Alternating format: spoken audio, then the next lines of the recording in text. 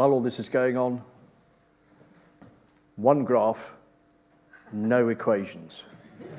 Okay? Okay. Well, slightly odd being here at a meeting of the British Interplanetary Society, but I suppose we do deal with planets. I run the Spaceguard Centre, which you may or may not know is a small observatory on the top of a windy Welsh hill, hence the fact I'm slightly overdressed, where we look at the problem of near-Earth objects. I was asked to speak on the subject of we're doomed. However, I rather feel that the question on there is rather more pertinent. The subject we deal with, I have to say, is fairly new. And really, it shouldn't be. It's new because we made a mistake. And as you all know, of course, in science, that's pretty common. It's how a lot of science works. This one, though, dates back a long way back to Isaac Newton, who told us that the solar system was a quiet, mechanical, predictable place where nothing really ever changed. But then along came people like Hutton, Lyell, Darwin, who told us that actually things do change, but only very, very gradually over hundreds of thousands or millions of years. And all of that really finished off the old idea of sudden, catastrophic change. In the good old days, they knew jolly well that every now and again something big and bad comes along and changes everything.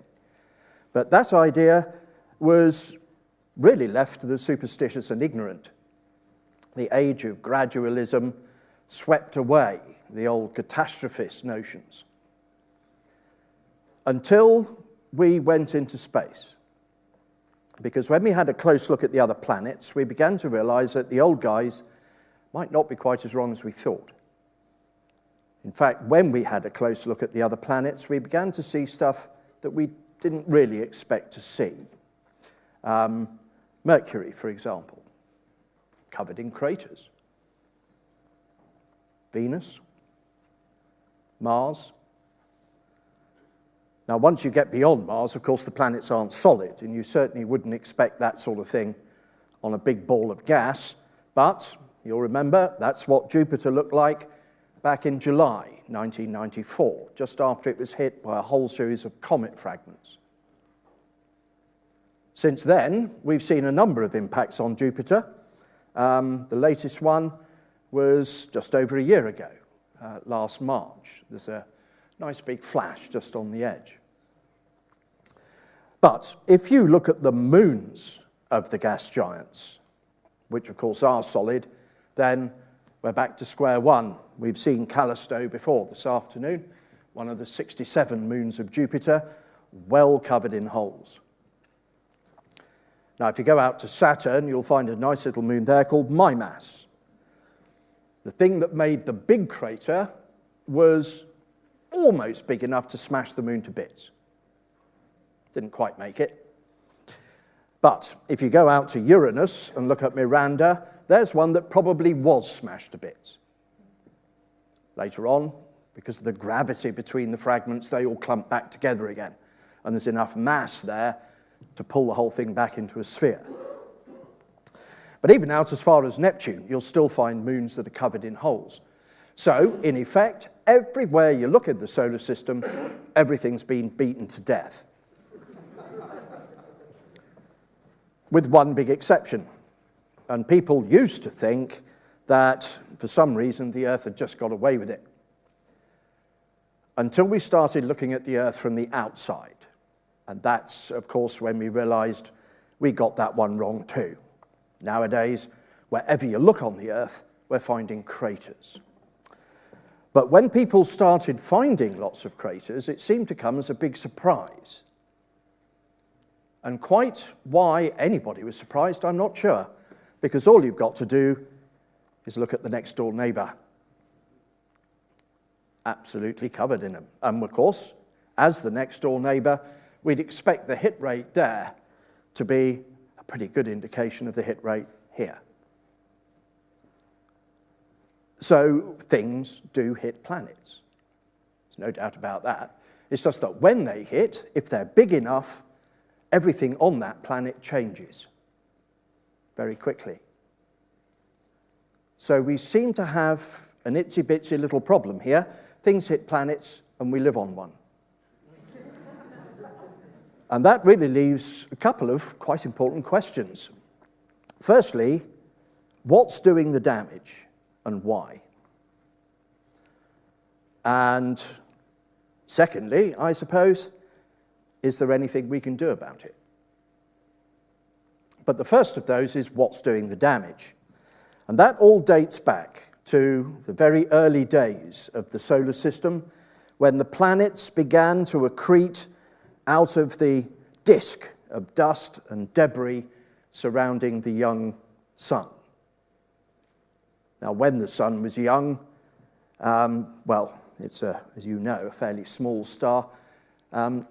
Small stars tend to go through a sort of teenager period. Violent, unpredictable, incredibly nasty to know, and generally rather spotty. But it's only 30% of the audience. Come on. I'll work on the rest of you. During that accretion period, the planets formed by all these little bits clumping together and so on. But in our particular solar system, there was a bit of a glitch. Between Mars and Jupiter, a planet should have formed, and it didn't. All because of Jupiter's immense gravity. Every time all these little bits tried to clump together, Jupiter would come swinging by, and his huge gravity just churned everything up. But what it left us with, instead of a planet, were millions and millions of big lumps of metal and rock. We call them asteroids. The asteroids, rocky, metallic, mixtures, big, small, all sorts. A massive population. This is today's plot. All the little green dots are numbered asteroids. The ones in red actually have orbits that cross the Earth's, potential colliders. But it's not just the asteroids. Further out, in the outer realms of the solar system, the disk of material around the young sun was really too thin to make planets. So out there, we've got a massive swarm of big lumps of ice and dirt. Big dirty snowball model for comets. So out beyond the planets, we've got clouds of comets. I feel rather stupid showing that one, so we'll quietly move on. Comets, of course, most people seem to think they look like that, only, of course, when they're relatively close to the sun. The gases, well, the ices inside the comet warm up, they sublime, they leave the comet through jets, and then the solar wind blows that cloud of material away, forming the tail. But comets and asteroids are our two biggest problems. We get hit all the time. The fact that we get hit isn't a big deal at all. In fact, the Earth picks up about 100, maybe 150 tons of stuff from space every single day. Now, most of that's dust, so you don't really notice it. You've all seen shooting stars. Well, they're normally bits of comet or asteroid about the size of a grain of sand. But occasionally, of course, something slightly bigger comes along. And that's when we start to get a little bit involved. And precisely what these things can do, without going into massive detail, is quite simple to list. If you've got something about 50 meters across, think about half the size of a football pitch, that's not going to hit the ground. What it will do is it'll burst in the atmosphere before it hits the ground. Airburst. And at the 50-meter size, the resulting damage pattern on the ground would probably take out a reasonable sized city. If we go up in scale a little bit to something about 150 meters, football stadium size now, that will hit the ground. In fact, it'll hit the ground at about the same speed as it had been traveling through space. For asteroids then, 15 to 20 kilometers per second, 35 to 50,000 miles an hour. Comets can be 3 or 4 times as fast as that. The resulting explosion and cratering effect would, in the short term anyway, take out a reasonable sized country. Belgium, Holland, something along those lines. Preferably Belgium, nobody would notice.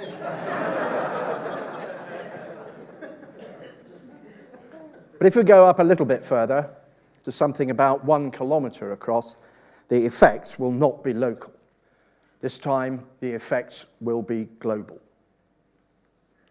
You're not looking at end of days, mass extinctions, anything like that. Oh no. We only lose about 20% of the human population. That's easily recoverable. The tricky bit here is the infrastructure, the technology that underpins a modern civilization. That will fail. So the survivors, without power, communications, transport, central authority, just slip back into the Middle Ages. And then recover. Well, recovery should be fairly quick because everything you need is already in place. But knowing the human condition as we do, you could be looking at decades, possibly even centuries. If you want mass extinctions, you need something bigger than about 5 kilometers across. And from then on, you just ratchet up the size of the objects and the extent of the mass extinction. The famous one, of course, was about 10 kilometers across. Blew a nice big 200-kilometer sized crater in what's now Mexico. But within a fairly short time of that, possibly just a matter of weeks, about 70% of all the species of animal on the planet were extinct. Logically, of course, we can envision something big enough to simply sterilize the entire planet. Luckily, though, this sort of thing doesn't happen very often. By counting craters and dating them, by counting the number of asteroids and comets we can see in the sky, we can come up with a fairly reasonable, this, by the way, is my one graph. Yeah, a fairly reasonable estimate at how often this sort of thing happens. If we look at the really big fellas, the mass extinction events, then we're looking at millions up to hundreds of millions of years. Not something to lose sleep over. If you go down to the ones that do global damage, you're probably looking at a few hundreds of thousands of years. Sounds like a long time, but actually, in the time scale of a normal civilization, that's quite significant. If we go down to the smaller ones, the airbursts, just taking out a reasonable sized city, well, then we're looking in terms of decades. This managed to convince a number of people that this was a problem that was a clear and present danger. So steps over the last 25 years have been taken to see if we can do something about it. And the first step in the game is to find any potentially dangerous objects as long as possible before they actually become a problem. So we clearly need a search program to look for them. Now, 20-odd years ago now, the United States set up a search program with the aim of finding 90% of all the potentially dangerous asteroids bigger than a kilometer across, the ones that could do global damage. And in pursuit of that, they used a number of instruments, linear, for example, in Socorro, New Mexico, actually a telescope that was designed to track Russian satellites. The Space Watch program on the top of Kitt Peak in Arizona. It may look a little bit military, not at all surprising, since the dome next door belongs to the United States Air Force. Most of the bits were acquired, shall we say. Japan is in the game. This is the Bizai Observatory. The little round dome on the left was built because a scientist called Sayuzo Isobe managed to persuade the Japanese government that there were two things that were really, really important in life. One was man-made space debris, which poses a threat to satellites and so on, and the other was near-Earth asteroids. Since that telescope has been built, it's found just over 40 near-Earth asteroids and not one single piece of man-made space debris. The Catalina Sky Survey is one of the prime at the moment, situated just outside Tucson. They and this fella here, called Pan-STARRS. This is a joint United States Air Force, University of Hawaii project. They're using a telescope on Maui, and right now, without a doubt, Pan-STARRS is by far the best asteroid finder we've got. Not really because of the telescope. It's actually all down to the camera. Most people these days have digital cameras of some sort, normally with an imaging chip about the size of a fingernail. The Pan-STARRS camera chip is that big. But you might have noticed that all of those are in the Northern Hemisphere. Now, we used to have a search program in the Southern Hemisphere at Siding Spring in Australia. But 2.5 years ago, that one shut down when the Australian government pulled their half of the funding. So right now, we don't have any significant search assets in the Southern Hemisphere. But that's about to change. The United States Air Force have just built a space surveillance telescope. It's a big beast, 3.1 meter mirror. Now, it's specifically designed for looking at things like satellites, man-made space debris, but while it's doing that, it's going to find shed loads of asteroids. At the moment, it's in a box on a boat, heading for the west coast of Australia. They're going to build it on the Starfire Range north of Perth. Before that comes into service, though, we're going to plug into this joker. This is the Blanco telescope in Chile. But again, we're not going to use the telescope per se. It's going to do whatever it's doing. What we're going to do is plug in a data cable and we can mine the data that's been acquired for other reasons. But the real game changer in all of this is going to be this one. Now, this one's not built yet, the LSST, Large Synoptic Survey Telescope. Should be ready early 2022.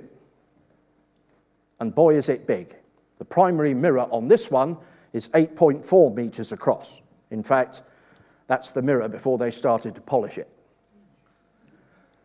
But again, this telescope's not designed to find asteroids. In fact, it's designed to scan the entire visible sky from its site in Chile every 3 days. It's looking for things that change. When asked what things, the answer's very simple. If we knew, we wouldn't have to have the telescope to find them. You laugh, it got past the National Science Foundation in Washington, they paid for it. Yeah? But again, what we're going to do here is plug in and mine the data. We've also just got our hands on a space telescope, the Wide Field Infrared Survey Explorer. It was originally designed to scan map the entire visible sky in the infrared. Well, it did that. And when it had finished, they switched it off, end of mission. Until 1.5 years later, somebody thought, blimey, that would be damn good for looking for asteroids. So they switched it back on again. And guess what? It worked. So for the last 2.5 years, we've been using that. Hopefully, it's got another 2, maybe 3 years to go. By which time, we'll know whether this one's going to fly. This is NEOCAM, another infrared space telescope, but this time specifically designed to look for asteroids. We'll hopefully find out later on in the year, perhaps in the autumn, whether this will fly or not. Unfortunately, of course, now it's all rather dependent on that man.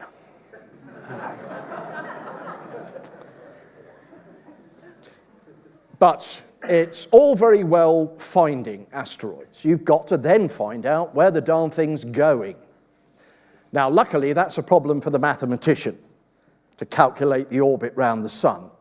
But to do the maths, you need measurements. You have physically got to measure exactly where the joker was at exact times as it moves. The more measurements you get, the better the maths. But these days, nearly all of that measuring's done by amateur astronomers, which is absolutely fine. They do a cracking good job. The only problem we've got is that amateur telescopes tend to be too small to see the smaller, fainter asteroids. So we got a bit of a speed bump in the system there. But where we don't have a speed bump at the moment is having good, close looks at asteroids and comets.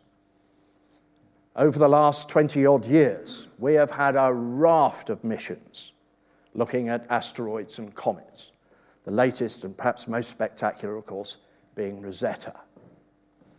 So when it comes to characterization, the work is well underway. The next question, though, is not if, but when we find one that's coming, is there anything we can do about it? Well, patently obviously yes, otherwise I wouldn't be here. Oh God, they all say. In fact, when we find one that's coming, we've got 3 options as a species. The first is to do absolutely nothing at all. Just sit back and hope it all goes away. Which, of course, it won't. Well, I only bother showing this because it's current British government policy. Now, the second option is to go for the sort of Hollywood approach. Let's try and blow the thing to pieces. Well, that's absolutely fine. Just depends how stupid you want to look afterwards. Because all you've done is turn one single predictable bullet into an unpredictable shotgun blast. You've not got one problem now. You've got thousands. The third option is simply to turn a direct hit into a near miss. If you can give the thing a tiny little nudge, just enough to guarantee that it misses, job done. Quite how you do that, though, well, that depends entirely on what the target's made of, how it's put together, how fast it's spinning, and so on. So there's no silver bullet.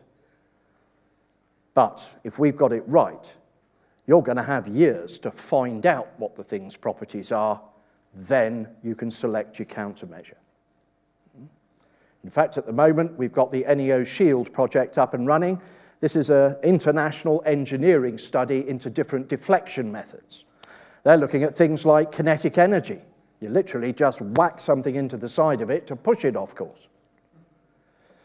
They're also looking at a process called ablation. Now, the idea here is that you heat up one particular spot on the surface, it'll vaporize, the vapor jets outwards, producing thrust in the opposite direction. A slightly cruder way of doing that is the nuclear option. Here, you pop your device some distance away, and it's the heat and the radiation that ablate the surface. You could use a device called a mass driver. You land a spacecraft or number of spacecraft on the surface. They literally scoop up material from the surface and fire it out into space. Every action, there's an equal and opposite reaction. But perhaps the most elegant way is to use gravity. You simply park a spacecraft next to the asteroid and edge that spacecraft away. The mutual gravity between the two all tug the asteroid in the same direction. Now, I mentioned that was an international study. Up until recently, almost the entire effort in near-Earth object studies has been confined to the United States. However, in the last few years, the European Space Agency has finally joined in. It's only taken 20 years, after all, as part of the Space Situational Awareness Project. This is one of the 3 segments looking at near-Earth objects. And as part of all of that, they're developing a new search telescope called the FlyEye. It's called that because it has multiple sensors, all using a single mirror. Now, if we can deploy a number of these systems in Europe and in South America and Australia, this will be enormous when it comes to finishing off the catalogue of near-Earth objects. That catalogue, we think we've cracked about 95% of the big ones, kilometre-sized or bigger. From a kilometre down to 150 metres, we've probably got about 2%. Much work to do. One sad thing, European Space Agency and NASA had a joint mission to actually deflect a small asteroid as a test. Unfortunately, in December, the European Council of Ministers decided they weren't going to pay for it. So that mission will now not fly. But apart from Europe, the United Nations is now involved as well. We have an embryonic network or structure now within the United Nations to coordinate action between nations when we find something large on the way. And just as an aside, they've also declared that June the 30th every year is International Asteroid Day. We have really made it now. Yeah, we're in with the coffee drinkers and the pink wearers. But I think, if I've got time, a couple of instances in the last few years have really prompted this sort of international interest. The first was back in 2004, a little asteroid called 2004 MN4, now called Apophis. It was discovered in the United States back in June, the middle of June 2004. Unfortunately, nobody then bothered to track it, so it was lost. Such is life. However, at the end of the year, in the middle of December, another asteroid was discovered, and when they tracked it back, they actually found it was the same one, so it was a rediscovery. The only problem with this is when they did the sums, they found out that it was going to come uncomfortably close to the Earth, at which point the press went absolutely berserk. And then it all went away. Now, the press turned around and said the astronomers got it wrong. The astronomers turned around and went, the press got it wrong. And I'll tell you why the press got it wrong. When that asteroid was first discovered, its orbit round the sun was uncertain. So all we could say is in 2029, it would fly somewhere through that ellipse. Like a dartboard, you with me? But the Earth's in it. So there's a measurable probability that it could hit the Earth. With me so far? Cracked it. Well, as more observations came in, that ellipse got smaller. But the Earth was still in it. Now, of course, we've got a much higher hit probability because the Earth occupies more of the proportionate area. Getting exciting now. Yeah? Well, I'll tell you, Christmas Eve that year, we had a 1 in 16 chance that this joker was going to hit. That is waking up the president time. Yeah? But on Boxing Day, Observations made in Australia dropped that ellipse in size even more, and the Earth popped out of it. So suddenly, 0 hit probability. But what's happened?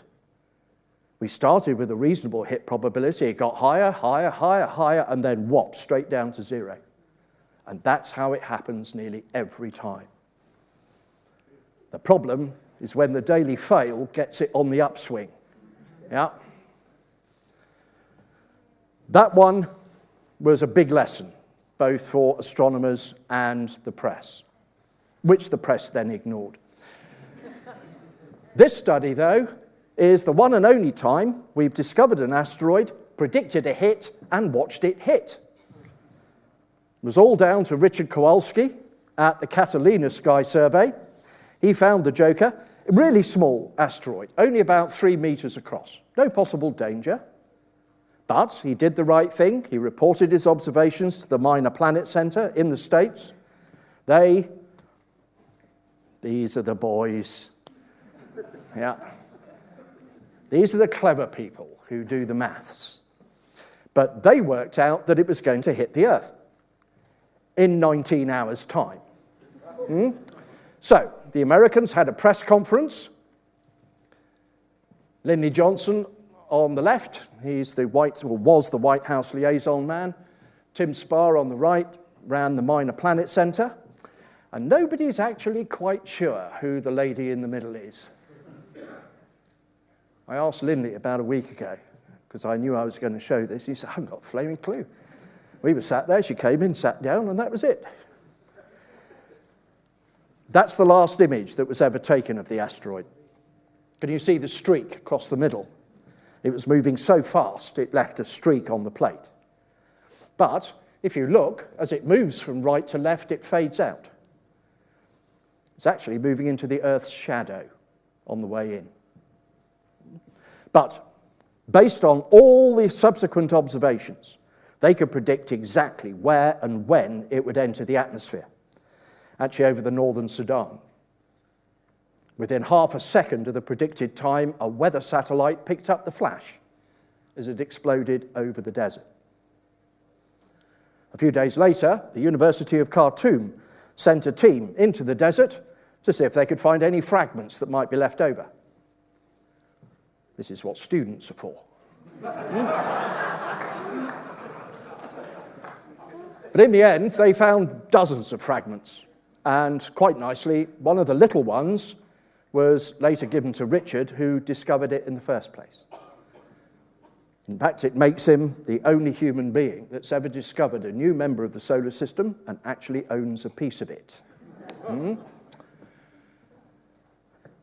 I think I probably haven't got time to go on to my third. But suffice to say, the near-Earth object hazard is new. It's very, very rare. Unlikely that we'll ever see it happen. The point is, though, it's inevitable sooner or later. When it happens, it has the ability to do more damage than any other natural hazard that we know of.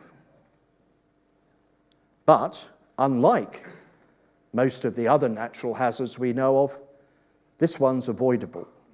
We actually have the ability now to make the whole problem go away, but only if we want to. We can do it. It's a case of, can we be bothered to do it? And on that note, I better leave it.